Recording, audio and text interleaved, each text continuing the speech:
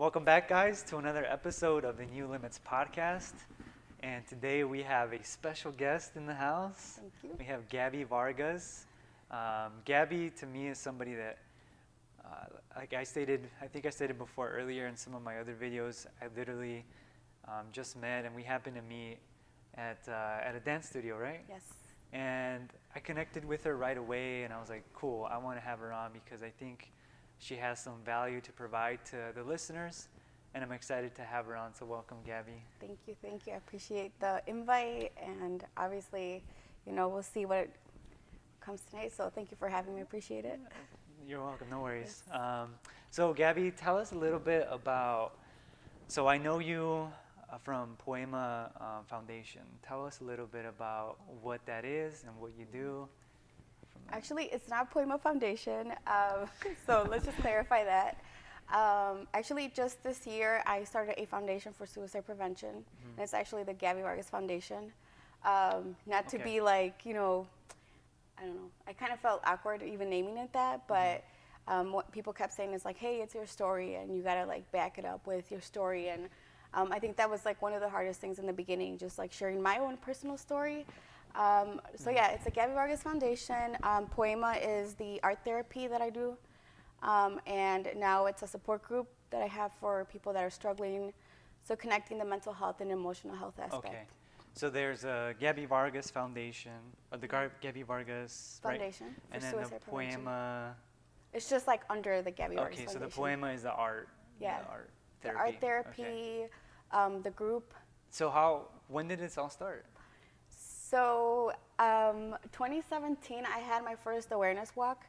I just like started doing things on my own. Okay. This year it became officially like something I was like, I'm gonna do it on my own because I just saw so much need, like, resources, financially, that I was like, I wanna help people. And so I think I never imagined that I'd do anything specific, but it's just been kind of a domino effect. Okay, so you've kind of been rolling with the punches, Yes. kind of adjusting to things and this and that. Yes. Okay. And kind of taking more education on like the work that I do. Yeah. I became a youth mental health first aid instructor, so I teach that. Okay. And I also became a grief support specialist over the summer, so I could help more Wow. than just suicide loss. Okay. But yeah, I'm a suicide loss bereavement facilitator as well. So it seems like you have this passion for helping people and helping others that are in need. Is it something that fulfills you, that fills your cup, that kind of like keeps you? What's the thing that like makes you do what you do? So I know we've talked about the Enneagram before, but I'm definitely a type 2 personality, so I am a helper. But I think more than anything, when I began my journey healing through like grief and everything in my life, I just noticed how it helped me more than anything, just helping people. So I think since I was a child, just seeing it from my parents, like how they would help people, and even like when people were sick, like we'd always go and take food or just visit them and just really like care about people. So it definitely comes from like my upbringing. Yeah. So there was a seed planted when you were a kid where you were like, oh, I like doing this stuff. Yes. But then you were learning a little bit more about yourself as an adult. And that's what kind of like pushed you out of your comfort zone? Well, what pushed me out of my comfort zone, I lost my friend Nestor, who was 22 years old in 2012 by suicide, and then my cousin who was 18 years old in 2015. And then a year after that, I went through like a really bad breakup. And so that's really, I would say, an experience that kind of led me to get help and, just work on myself. And then after that, I just started noticing how people were coming up to me asking like, hey, like this is what's happening. Like I know someone, my brother, like just reaching out to me. And I was like, okay, let me go get educated. Let me take this. Let me do that. So like I said, it just kind of happened. It started happening. So just naturally, people kind of gravitated towards you. And yes. All the time I was like, why do they come tell me? There were times that I'm just like, I just want to like not, I mean, it sounds bad, but I was like, I really just like don't want to care because you take on so much. Because you take on that energy. You're like, yeah. I can only take on so much, and Yeah, that's a real thing. And I felt like I was like, okay, I'm working on myself right now, you know. Yeah. But then, you know, just things started happening, and I just Things felt are like I meant to couldn't be. stop. Yeah. Are meant to be. That's for sure. Yeah, that's true because to me, I sense that energy from you from the get-go, even though I think I only know you for like a couple weeks. Like, but I mentioned it earlier. Like, I feel like I've known you for a while because you have that like inviting, like warm, like energy about you. That's like caring. Like, oh, this is somebody that listens, that actually like supports what you're trying to build and all that. And that, I think that's what kind of that also inspired me to have you on and to do this. It reminded me of why I wanted to do this in the first place. Awesome. So little did you know, you have a big impact on people. And I wanted to bring that up because I think listening skills are a big thing that I think that's something that us as a society or us as individuals is something that we can work on, like actually listening to people. And even if you don't really care about it, but maybe just acknowledging it, you know, so people don't feel like they're just being ignored or nobody cares about them, especially in a world with like social media and all that, where everyone's just on their phone. I think that's a skill that's slowly like getting lost. Sure. So what would you recommend to somebody who is like, wants to maybe start networking or wants to maybe attract a person into their life or wants to make new friends or just do that kind of stuff from your experience? Actually, it's kind of interesting that you say that because I love to talk and I talk all the time. Yeah. So I really had to work on myself in that aspect because I felt like a lot of times when people were coming to me to talk, I'd start like sharing my experiences and then talking about myself, and then just through reading, you know, like I've shared with you how much I really love Toltec wisdom and being like aware of yourself. And I think that that's when I was like, okay, I need to talk less about myself and let people, you know, speak more on their experiences and then connect with them. So I think that really helps, you know, when you don't say much and then you surprise them with like, oh, I've been there, or this is something I can talk on. People are like, oh, wow, like this it's so awesome that you can relate, you know? Yeah. But I had to work on that because I was like ready to say the next thing. Oh, so you're not perfect. You're not, okay. No, not at all, not at all. No. All right. Plus, that's one of the things that I teach in my courses. Like, my youth mental health first aid training is to help people know how to help people in crisis. And one of the things is listening non-judgmentally. And so that is like the one thing, like you just want to let that person vent, like they just want to let it out. And so that's kind of like, I think, a training I've kind of had to do with myself. Oh, yeah, that's very interesting. Yeah. I think even just saying things like, or like, yeah, I agree, or acknowledging like, okay, you know. Sometimes I think that can also seem like you're just kind of like letting them just talk and talk. Okay. But I think more than anything, just being honest if you can't relate is really good too. Like saying, hey, like I don't know what you're feeling, but you know, tell me about it, you know. And so then that's when people really open up. Wow, that's so true. I didn't see it that way. You're right. See, I learned something new today. Yeah. And another thing, like I always tell people the why, because I am a big like why are things the way they are, right? But when you're talking to someone and you just like really want to get to know more about them, change that question from why to what. Like, oh yeah, what makes you think that, or what makes you feel like that? So you're less. It's less interrogative. Yes, more like opening up an avenue of conversation, and not like why is like more like a defensive answer. So what makes you think that? Exactly. I'm I learned it. That's amazing. So you've been taking trainings? I took the certifications. Right now, my plan is to go back to school, but I don't, like my dream job would be to be a psychotherapist, but I don't really think I could go to school for that long.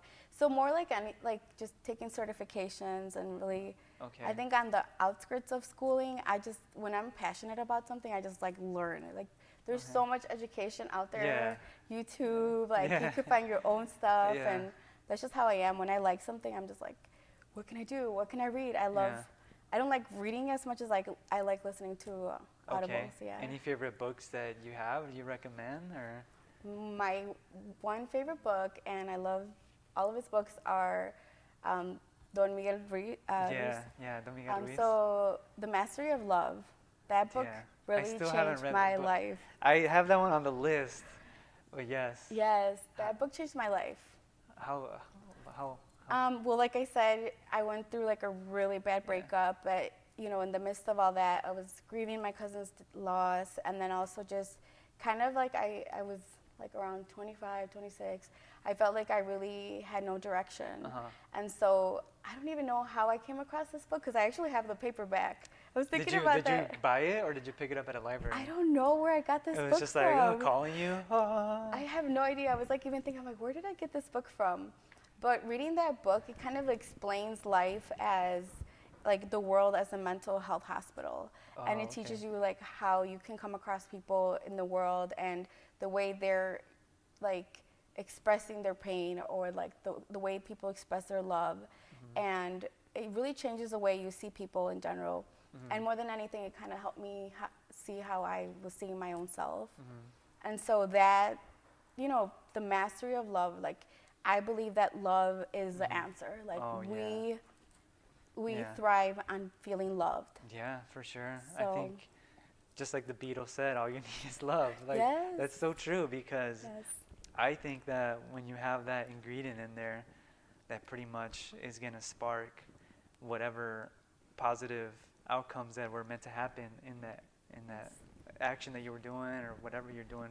If you're doing it with love, positive things are going to come out. There's no negative things that come out of love, right? I think the thing is that like it's so cliche sometimes, like when you're like, oh, you gotta love yourself first, so like do it with love. But in reality, it is like it will change the way you feel about your world if you start loving yourself and loving people like without questioning who they are and just. There's this awesome song that I really like. It's in Spanish. I don't know if you've heard it. It's by Los Cafres.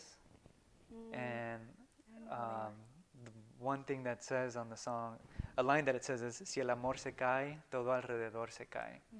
And that song, I don't know what it is about that song and the message in that song. It always stuck to me. And I was like, I'm going to get that as a tattoo one day. Like just have that line. Si el amor se cae, todo alrededor se cae. Yeah. Actually, when they were doing like the Black Lives Matter like thing in Elgin, I was like, I wrote in a shirt, like I actually painted it because I had nothing to like write it on. I wrote like love is the answer because I just think like what our world needs right now is just people that can just love each other. Yeah, totally. Love each other, understand each other, and just let's do this together. Like if we put love into it, I think only good things can happen from it. I'm also like very like faith-based. Or spiritual, and I remember reading one time like in the Bible it said that like they asked Jesus what like the law of life was, and he said, well, love your neighbor as thyself. And we've heard that before, but how many times do we even know how to love ourselves?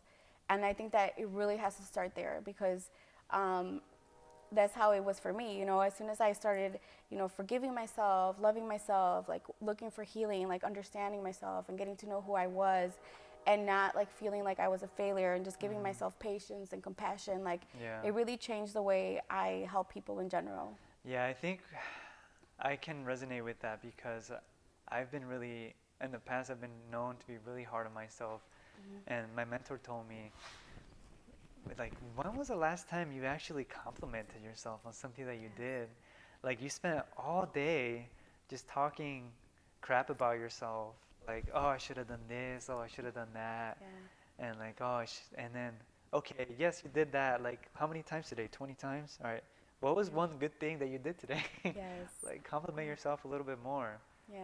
Because, words carry weight to them. And you can't really like, how does, I forget what the expression is or the quote, but you can't really give from an empty, like, place, an empty, like, there's like an expression or something, but you really can't. Like if you can't understand what love really is, then how are you going to express it?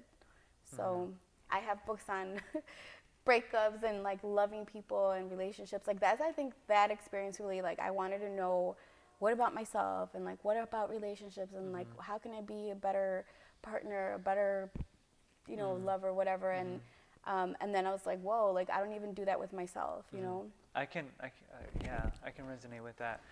Um, you bring that up, and that's kind of like a topic that I'm working on right now, currently in my life. You know, kind of discovering a little bit more about me and what kind of partner I'm looking for, because being single, especially nowadays, like during like COVID, you would think that like I see it like, okay, it's kind of like scary because I think in a way a lot of people are kind of, maybe I'm wrong, I could be wrong with this, but I feel like some people are seeking partners because they're lonely and they want somebody so they can like just cling on to or whatever, instead of being like seeking a partner because they want to enjoy, they want to give this love that they have to somebody else and not like take. And more like giving instead of taking.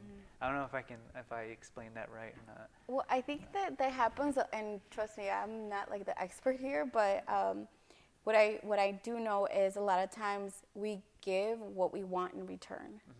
And so that's another thing. You also have to learn like more about what love really is and how to express it.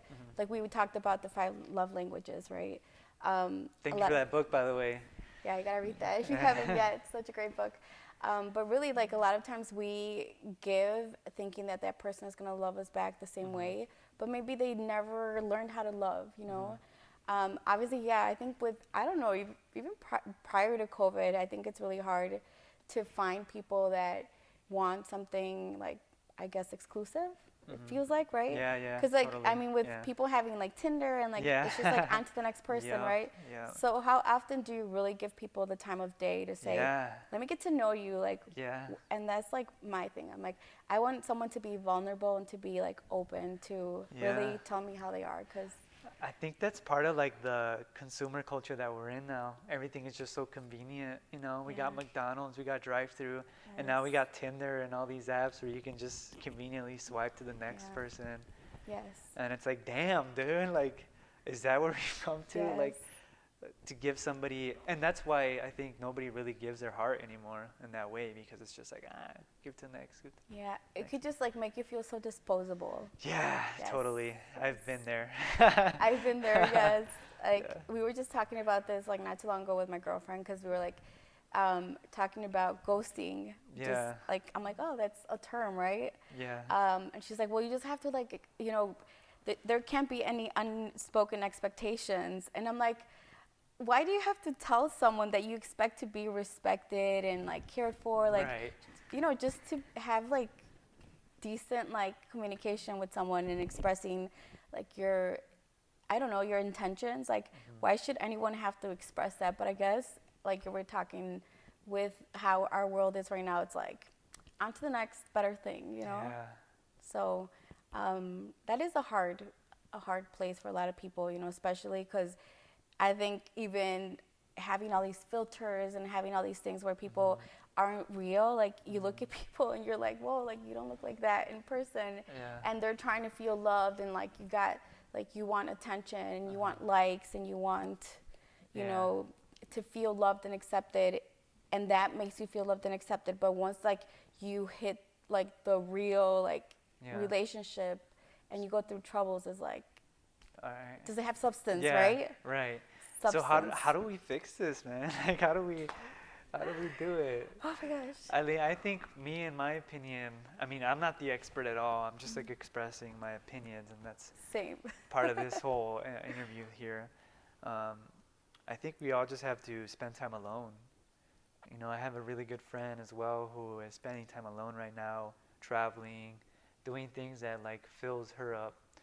And I'm like, that's pretty dope. Like, I think at least from my point of view, I don't see a lot of people actually doing that. I see more people just on their phones or, you know, watching content online instead of creating their own world that they want to live in, right? Going out and seeking the things that they want to do and putting themselves out there, which is scary. I mean, it could be scary if you've starting at like point A or whatever, because I've been there before. But I think spending time alone, writing down your thoughts, journaling, that's what really has helped me a lot. Yes. You know, affirmations, telling yourself you love yourself, things like that. I don't know. What about you? Well, actually, after that breakup, I went to therapy because I was really, really struggling, and I did a one year no dating challenge. One of A 1 year no dating challenge? yeah. Okay. So there's like a 4 series thing, and like you watch, it was like love, sex, and dating, and this I think he's a pastor, but he was talking about a 1 year no dating challenge, and I was like, oh, let me check it out. So it's like you really don't talk to, like, I guess in a male, like in any kind of leading way, Okay, like yeah, you don't yeah. go on dates, like you Right. really focus on yourself and healing. And one of the things like that we've been doing in my group is healing our childhood experiences, like our inner child, Yeah. because then a lot of things that you've gone Yeah. through, you bring into relationship, you know. Yeah. Now add to that past bad relationships, you know. So I think that year was definitely a time where I just wanted to heal. I just wanted to work on myself, like. So you bring up a really good topic about childhood trauma and childhood experiences. Like it's so true that you carry childhood experiences into your adulthood. Like, for example, you were never told by somebody you love, like a parent or somebody that love you or I'm proud of you, whether it's your mom or dad. That's very interesting. It's like generational patterns. Like, if we don't talk about mental health, nobody talks about mental health. If we don't talk about emotional health, nobody talks about it. If you don't talk about a trauma, then nobody talks about it, you know, because a lot of times fear comes into play. I think as a parent, like, if you've never dealt with it, like, how can you help your child if you never have? And in our culture, it's very common to stay quiet and not talk Yeah. about things. So Especially men, right? You're told by men, like, hey, we don't show emotion, like in the Mexican machismo culture. If you cry, you're not a man. you'd be surprised. I think it's like in every culture. Like, Yeah, probably, right? yes. And to wrap this up, I wanted to ask you a question for the 5th or 6th time or whatever, because my camera keeps on freezing on me. But what would you recommend to somebody who is going through depression or anxiety and just wants to, start at point A? Like, because I know you read books and you study and you've gone through some things and stuff like that. From your experience. Yeah, so despite the books and stuff that I've read, which is also very important, like, educating yourself on what you may be feeling, I think is being vulnerable and being okay to ask for help. Sometimes help is not going to be in the people or in the places that you think, for example, family, because they can be judgmental because they want the best for you and they're going to be harder on you. But find that friend, find that coworker that is willing to be, like I was saying, that koala bear that can be comforting, that could be safe, that will be non-judgmental when they listen to you. And I know that right now with COVID, there's lack of resources. A lot of people are losing their jobs. They don't have insurance. They can't see a professional, but there are resources out there, and I will share those with you so you can put those out there for people to connect with for sure. Okay, awesome. And yeah, you're right. I mean, it doesn't all have to be books and stuff like that, because from my experience, how I found my mentor was actually through YouTube. I was trying to go through, I had a moment where I was going through anxiety, and I tried to figure it all out myself, read books and this and that, but I was like, you know what, there has to be help out there. And I sent the message out and they responded, so you'll be surprised how much people really want to help. So yes. And you'll be surprised how many people around you are actually going through the same thing as you. Yeah. Like, we always feel like alone in those negative feelings. We always think it might just be only me, like they're not going to understand, but just like feel okay to ask for help. Yeah, that's so true. I don't know if we already talked about this or not, because we're doing another recording again. Yeah. If we did, I'll chop it up. But that's so true, because I've been reaching out to like maybe old friends that I haven't talked to in a while, and it was just so fulfilling to connect with them again and to see what they're going through. And obviously I think we get caught up so much in our own head. Like we think that nobody else is going through what we're going through, but we're all like a human sack of emotions. We all have the same emotions. So, I mean, just connecting with maybe old friends that you haven't been in touch with for a while. You know, everyone's going through 2022. Maybe some more difficult than you. For sure. If you just get out of your own head. Yes, and try different things, you know, like be open to trying different things you probably didn't try before. Fill your toolbox with tools. Right. You know, like sometimes I think we can be very close-minded, and especially when you're not used to like the resources that you're gonna have available, it might be difficult, but be open to it, you know, be open to talking to people that have gone through what you've gone through and actually trying those things. I know it's hard. I know it's hard to get yourself out of that dark place, but like I said before, like sometimes you're all you have. So, you know, you gotta fight for yourself sometimes, and you know, we're gonna get through 2020. Awesome. That's for sure.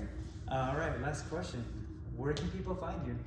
So I'm on Instagram, I am on Facebook, I will share that with you, but I'm very community based, so I give people my cell phone number, text me, call me.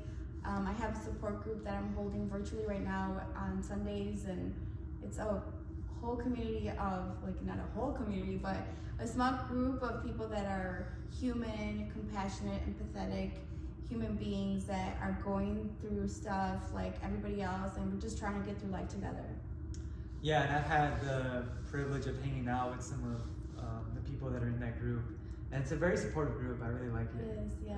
We like keep tabs on each other throughout the week and share our feelings like throughout the week. I'm going through this. What do I do? Like, what can I do? And sharing quotes, sharing songs, like just being there for each other. So if somebody wants to join that group, they just send you a message? Yeah, they can send me a message, and then, you know, we're very welcoming, but I want to make sure that, you know, the people coming into the group are also committed and are safe, because that's what I'm trying to create, a safe place for everyone. Okay, awesome. Yes. Awesome. Well, I'll put all the links to Gabi's information below in the description. Gabi, thank you so much for being here. No, thank you. Good luck with everything, and I'm really excited for what you have to share with everyone. It's very needed. Thank you so much. There you go, guys. Another episode of the new Limits podcast. Thank you so much for tuning in. Stay tuned for the next episode. All right. Good night.